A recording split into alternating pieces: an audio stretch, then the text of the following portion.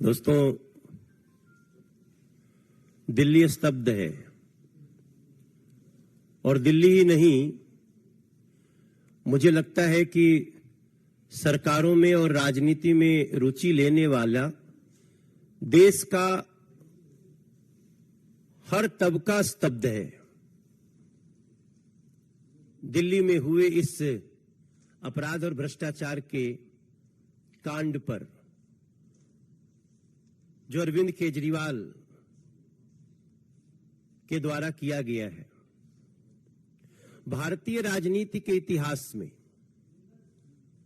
मैं एक बहुत महत्वपूर्ण बात की तरफ सबको ले जाना चाहता हूं कि भारतीय राजनीति के इतिहास में ऐसी कोई राजनीतिक पार्टी जो अपने अस्तित्व में आने के सबसे कम समय में लूट और भ्रष्टाचार का कीर्तिमान स्थापित कर दिया हो, तो उसमें एकमात्र राजनीतिक पार्टी बन गई है आम आदमी पार्टी, अरविंद केजरीवाल की पार्टी। ये कहते हुए मुझे जरा भी संकोच नहीं है कि आम आदमी के नाम से पार्टी बनाया और आम आदमी के खजाने को ही लूटने का काम किया और लूटते लूटते यहां तक पहुंच गए। ऐसा कभी नहीं हुआ है। आम आदमी के खजाने को लूटने के लिए आम आदमी का ही प्रयोग किया है। और हम पहले से कहते आ रहे हैं कि ये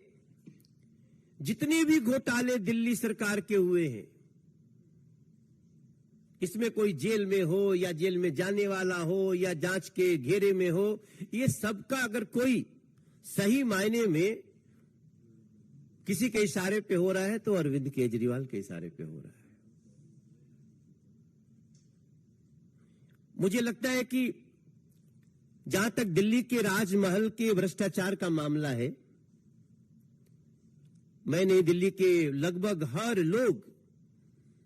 इसमें ये मान रहे हैं कि इसमें टॉयलेट और पर्दे ही करोड़ों के हैं। बाकी तो क्या है पता करने पे, जब सीबीआई इसकी इंक्वायरी करेगी, कर रही है, शुरू किया तो पता चलेगा। ऐसी स्थिति में जिसने 2013 से सादगी का दम भरा था, ऐसी सादगी का दम कि अच्छे अच्छे उसके भ्रम में आ गए, और वो व्यक्ति 2022 तक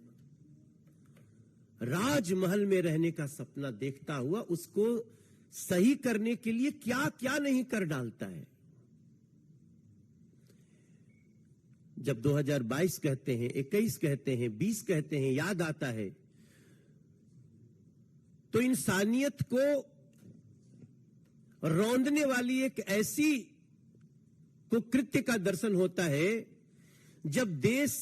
ऑक्सीजन के लिए परेशान था, जब देश के लोग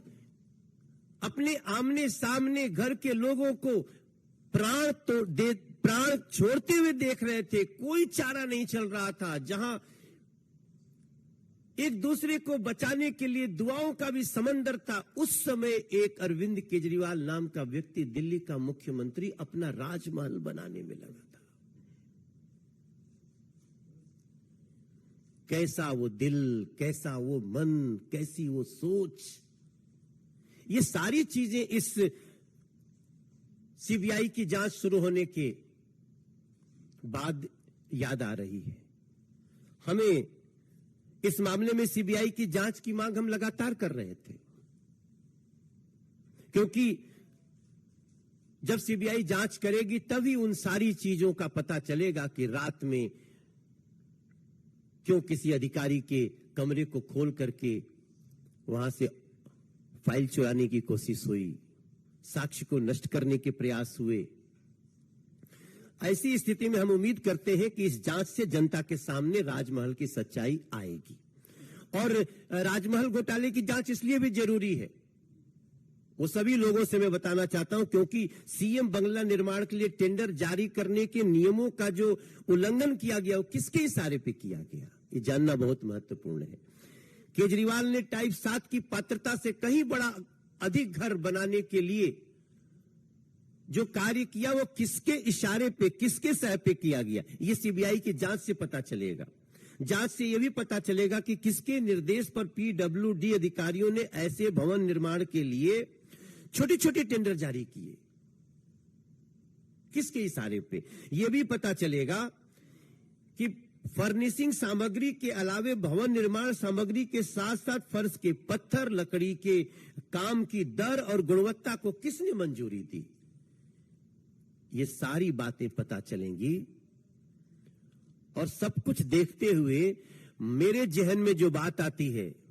कि Arvind Kejriwal government is government of criminals,